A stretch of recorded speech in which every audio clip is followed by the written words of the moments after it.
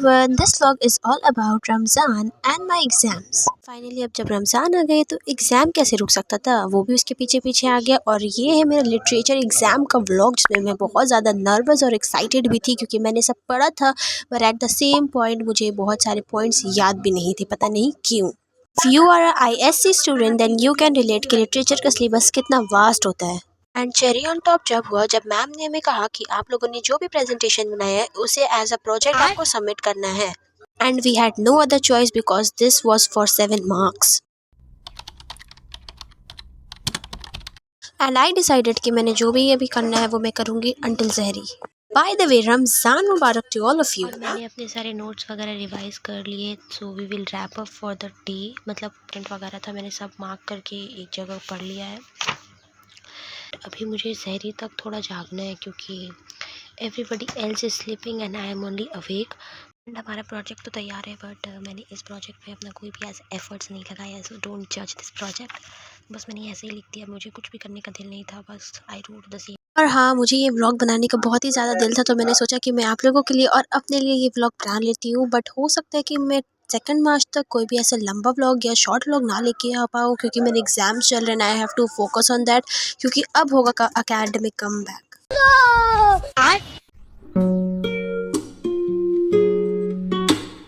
अभी गए सहरी लाने, मैं भी उनके साथ जाने वाली थी बट नहीं गई क्योंकि मुझे बहुत ज़ोरों की नींद आ रही है। वो सहरी लाएंगे, मैं खाऊंगी और सो जाऊंगी, बहुत ज़ोरों की नींद आ रही है। मिलेंगे अब आपसे सुबह में जब स्कूल के लिए निकलेंगे तभी। अभी मैं सहरी कर लूँ, उसके बाद सो जाऊंगी। और फिर मैं सहरी में खाती हूँ अपना फेवरेट मलाई ब्रेड और फिर पढ़ लेती हूँ फजर की नमाज़। ये तो मैं सुबह ही उठ के पढ़ रही थी, आपको मेरे चेहरे से समझ में आ रहा होगा क्योंकि रात में बहुत नींद आ रही थी तो सो गई थी।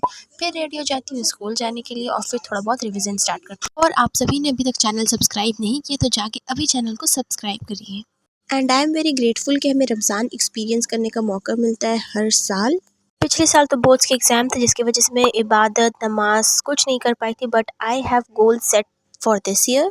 फिर मेरा रिवीजन भी कंप्लीट हो जाता है और मैं स्कूल के लिए निकल जाती हूँ और स्कूल से वापस भी आ जाती हूँ। And my exam was a little tough. बाकी मैं पेपर के बारे में बिल्कुल भी बात नहीं करूँगी क्योंकि what ever happened just happened. And by the time आप ये व्लॉग देख रहे होंगे तब तक 5th ऑफ रमज़ान तो हो गए होंगे क्योंकि मुझे ये व्लॉग एडिट करने का बहुत ज़्यादा कम टाइम मिल रहा है। फिर पढ़ लेती हूँ असर और ज़ोहर की नमाज़। और ज़िदान ना कुछ दिन पहले वो छोटे छोटे चिक्स होते हैं वो लेके आए थे 3, बट उसमें से अब एक बचा था, वो भी अब इस दुनिया में नहीं रहा है।